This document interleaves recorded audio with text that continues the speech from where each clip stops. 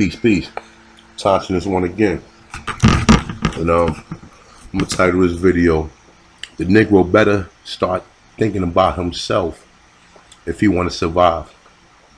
Okay, so you already know. I just analyze, the lives of the Negro, aka the Aborigine or the Tonkinese people in North America and the other parts in America. So, I look at it like this. I see the kids in the city, and some of these kids, some of them is going to school, some of them is trying to go to college and everything, but a lot of these other kids, man, the level of ignorance that I see in these streets of these kids still chasing these drug dealer dreams is ridiculous. Now, that's one disadvantage that we got that a lot of other coaches coming here don't have. A lot of these other coaches, they already got the example of you on drugs.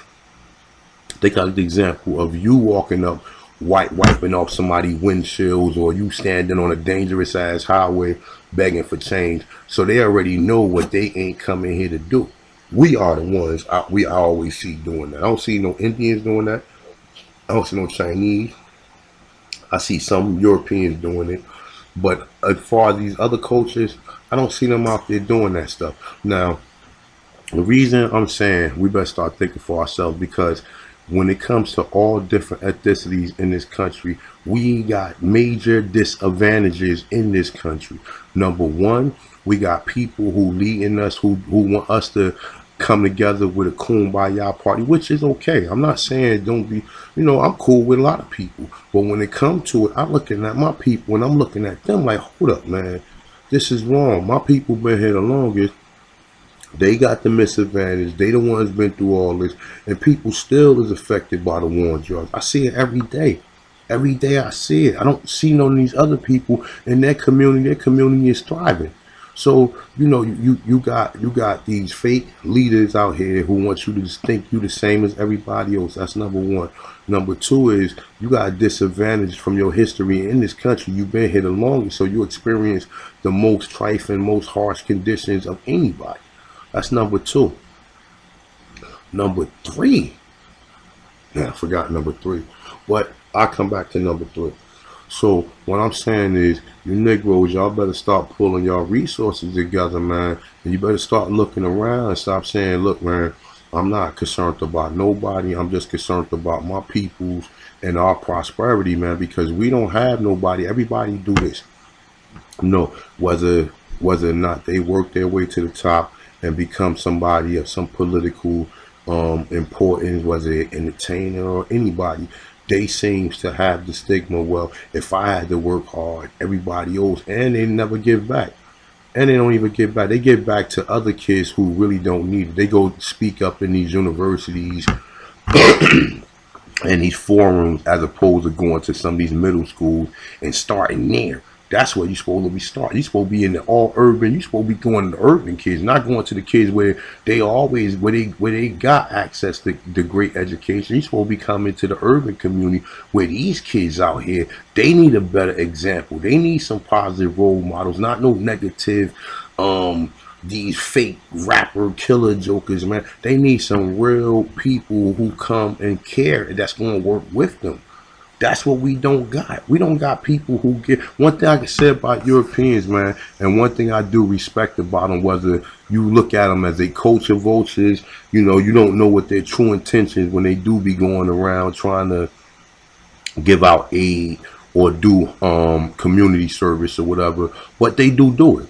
And we don't do it. We're sitting home, be chilling, drinking a beer, something, or doing some foolishness or whatever. We don't go when we got time to go out there and donate time to our own people, because our own people is the ones who need positive role models. We the ones who, man, listen, it's still people I see who still behind in time when I go in a lot of these urban communities, man. So a lot of people, I see grown men walking around like they still on drugs, and I see other grown men going to work and being productive. How did they get like that? And why are the people who didn't come here like that? Because the people who didn't come here, they got enough examples and they did not come here for that. That man who looking like that is a result of oppression, you know, and everything else in between that goes with oppression. That's the reason, the difference. You see black people on drugs, and you don't see a lot of these other people who come to this country on drugs. So, look, man, I'm just telling y'all, and the reason why I promote the drug thing, because the drug, I still see it. I see it. I see it. The kids who not on drugs, they don't have a connection with the other kids, or with the other communities in which these communities are back, so they don't know about it. So when they go away to college, they come back and only think about what they know. They not being told that a lot of these people in these inner cities still are suffering, still got no education. I know a lot of people should be seeking out education, but a lot of these people got problems, and I see a whole lot of them. So look, Negroes, man, y'all better start pulling y'all. You better start really being aware and really start worrying about everybody else. Start worrying about your own people. You know, stop worrying about everybody else and worry about your own people. Because like I said, we the ones who out here struggling. We the ones who've been victims to all this stuff in this country. So all I'm saying is we just need to bring awareness, man, and start helping each other so we can build your community back up and be strong again. Because we are very productive, we are very innovative, we are very talented in everything. We're talented in everything, all around the board, from education to, like I said, inventions to talent. We create things.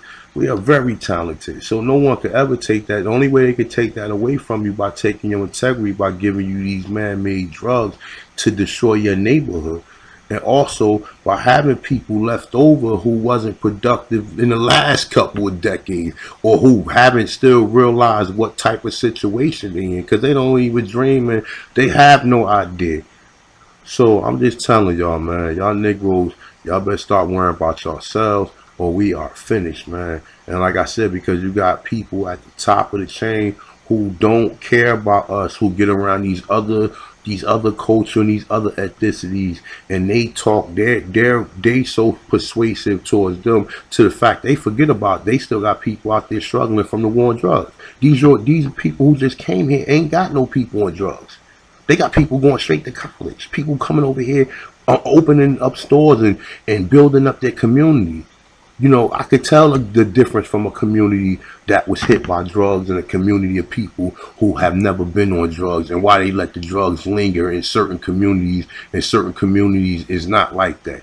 And I still see it right now, whether people see it or not. I still ride through the slums. And like I said, that's why I just made that last video directed towards the entertainers and things, because listen, I can't be the only one seeing this.